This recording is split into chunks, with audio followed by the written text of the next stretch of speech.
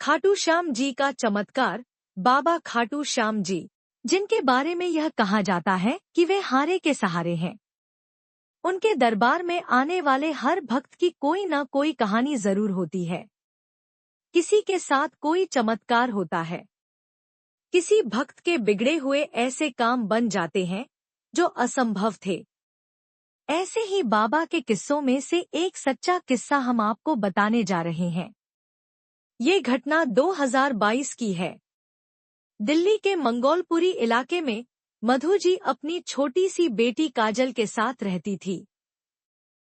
पिछले साल कोरोना की वजह से उनके पति का देहांत हो गया था। पति के मर जाने के बाद ससुराल वालों का रवैया बदल गया।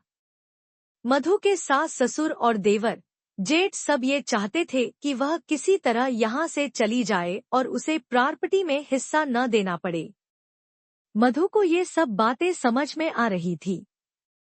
वह बुरा भला सुनकर भी किसी तरह वहां अपनी बच्ची की खातिर रह रही थी। लेकिन एक दिन उसके ससुर ने साफ साफ कह दिया, बहू तुम अपने पीहर चली जाओ, तुम्हारा खर्च कौन उठाएगा। वैसे भी इस लड़की की पढ़ाई और इसकी शादी की जिम्मेदारी उठाना हमारे बस की बात नहीं है। उनकी बात का समर्थन करते हुए सबने मिलकर मधु को घर से बाहर निकाल दिया। मधु के पीहर में उसके भैया भाभी खुद एक छोटे से किराए के मकान में रहते थे, इसलिए वह वहां भी नहीं जा सकती थी। लेकिन वह मजबूरी में अपने भाई के घर पहुंच जाती है।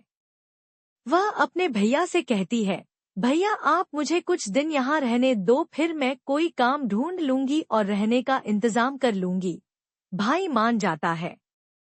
मधु काजल के साथ वहां रहने लगती है। अगले दिन से ही वह काम की तलाश में भटकने लगती है, लेकिन उसे कहीं भी काम नहीं मिलता। शाम को जब वह घर आती है तो देखती है काजल की तबीयत बहुत खराब है। वह काजल को लेकर डॉक्टर के पास जाती है।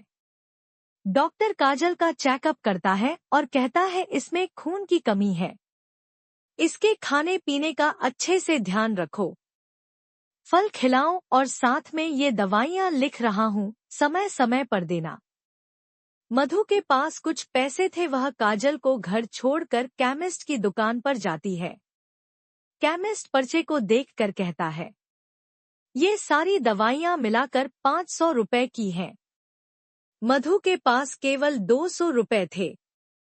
वह केमिस्ट से दवाई उधार देने के लिए कहती है, लेकिन वह मना कर देता है। पर्चा वापस लेकर मधु घर की ओर चल देती है। रास्ते में एक बंद दुकान की सीढ़ियों पर बैठकर वह अपने भाग्य पर रोने लगती है। तभी उसे कहीं से भजनों की आवाज आती है। मधु उस आवाज की ओर चल देती है।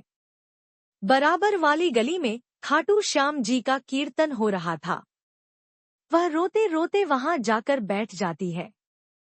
सामने श्याम बाबा की मूर्ति को देखकर रोने लगती है।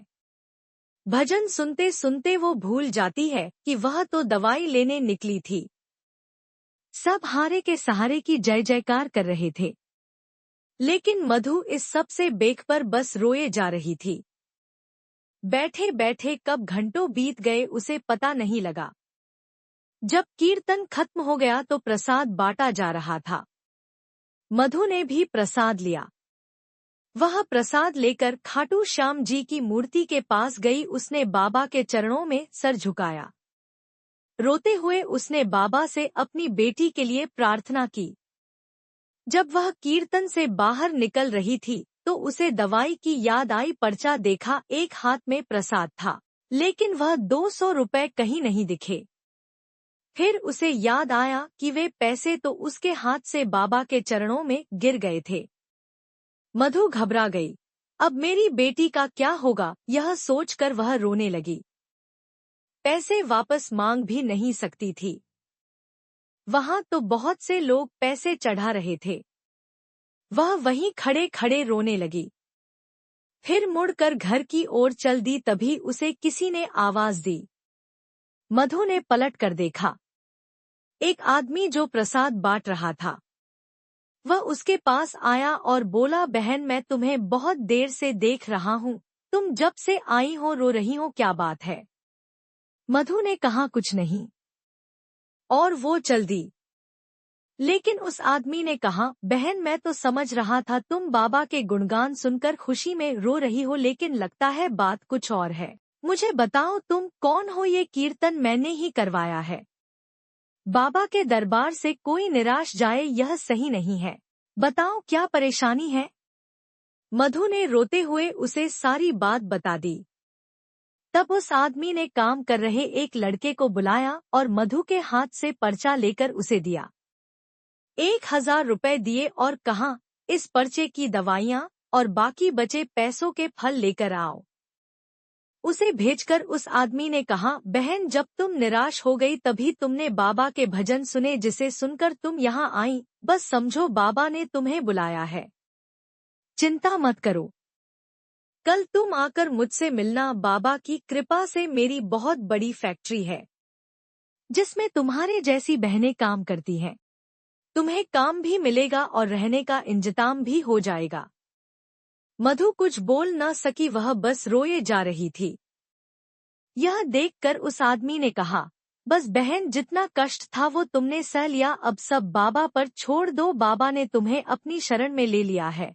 तभी वह लड़का दवा और फल लेकर आ गया। उस आदमी ने फल और दवा मधु को दिए।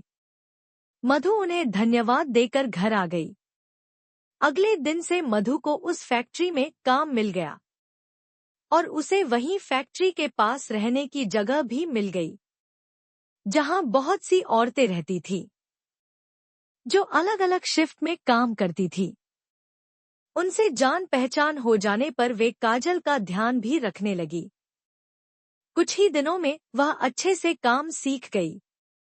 मधु अब हर दिन खाटू श्याम जी का दीपक जलाती, उनकी पूजा करके घर से निकलती। 6 महीने बाद उसे पता लगा कि उसकी फैक्ट्री की ओर से बस में सबको खाटू श्याम जी ले जाया जा रहा है। वह बहुत खुश हुई। काजल को साथ लेकर वह खाटू श्याम जी के मंदिर पहुंच गई। लाइन में लगे लगे उसे बहुत देर हो गई। जब वह बाबा के सामने पहुंची तो उसकी आंखों से आंसू बह रहे थे। बाबा ने बिना मांगे उसकी सारी परेशानी हल कर दी थी। बाबा के दर्शन करके वह बाहर आई। उसका मन बहुत शांत था। अब उसने मन बनाया कि वह हर महीने खाटू श्याम जी जाया करेगी। फैक्ट्री में मेहनत करते करते उसकी तरक्की होती रही और वह सुपरवाइजर बन गई।